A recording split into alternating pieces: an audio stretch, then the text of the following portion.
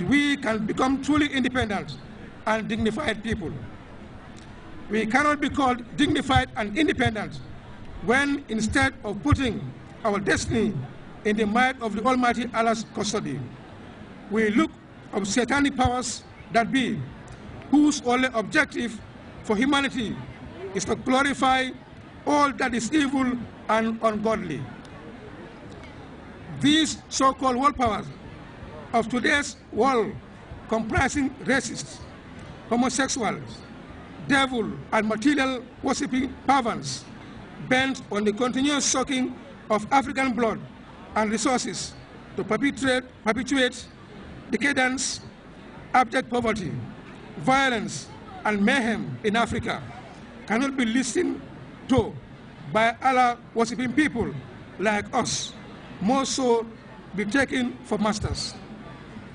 I am sure that even Iblis or Satan believes that he is less evil than these powers who have set one set of standards for themselves and another for the rest of mankind, especially Africans.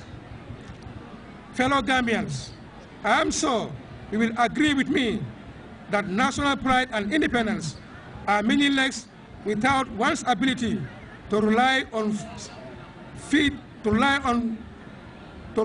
and feed oneself.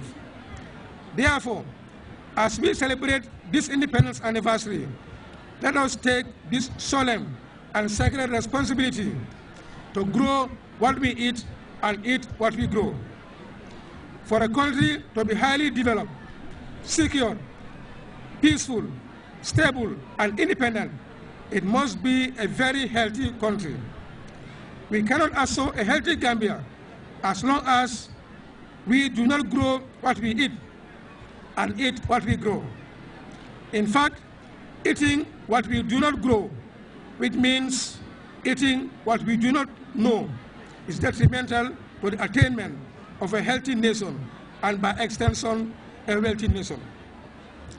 Eating what we do not grow or know is responsible for the strange health problems that are encountered in today's Gambia.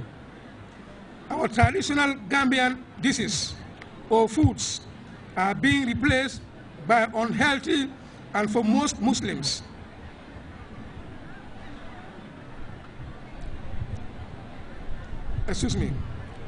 eating what we do not grow or know is responsible for the strange health problems that are encountered in today's Gambia. Our traditional Gambian dishes or foods are being replaced by unhealthy and, for most Muslims, haram, junk food being imported into this country. This dangerous trend must end, and I am determined to end importation of basic food items by 2016 without fail, by the grace of the Almighty Allah. Fellow Gambians, friends of our dear motherland, and non-Gambians, let me take this opportunity to also remind you all about the importance of a clean environment in the maintenance of perfect health and sustainable development. Allah has endowed us with all that we need to ensure healthy lives, but it is our responsibility to ensure a clean and conducive environment that ensures and guarantees good health to all of us, as taught in our national anthem. We strive and work and pray that all may live in unity, freedom, and peace indeed. Therefore, let justice and the fear of Allah guide our actions towards our common good. This means our attitude towards our environment, our homes and neighbors, our public institutions like markets, hospitals, schools, NAVEC, GAMTEL, our flora and fauna, etc., must be taken care of because they determine our common good. Our hospitals, roads, public infrastructure, etc., all determine our common well-being. Therefore, as we approach our 58th independence anniversary in 2015, let us for once forget Iism and opt for weism. That means don't always say I, always say we together. The philosophy of Iism can only lead to greed, selfishness, and division. The philosophy of weism can only lead to unity, virtuously, and to Allah. A typical example of this is in our religion. That is the high premium that the Almighty Allah has placed on congregational prayers as opposed to individual prayers. The environment is inextricably linked to our survival and culture. Therefore, we must not only preserve our natural heritage, but also study it and document it for posterity. My government will continue to support research on our cultural heritage and also encourage Gambians to make good use of our natural resources for the well-being of everyone. In this vein, I am pleased to inform you that henceforth, January 17th will be celebrated as National Natural Medicine Day. I repeat, from henceforth, January 17th will be celebrated as National Natural Medicine Day here in the Gambia. This day will be set aside to appreciate, celebrate, and also embrace our indigenous ways of medical treatment.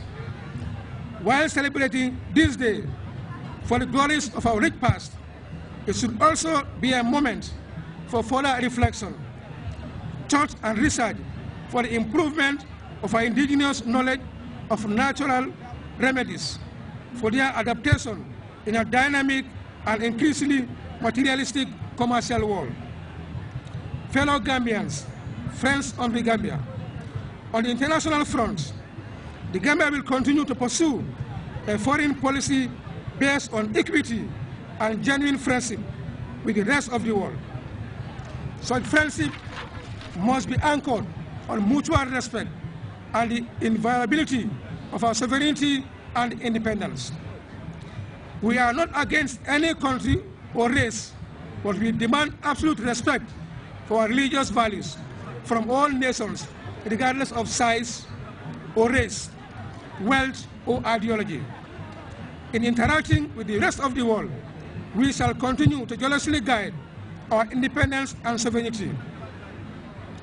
We do not and shall never interfere with the domestic politics of any nation, and therefore we will not tolerate interference in our domestic affairs under any guise.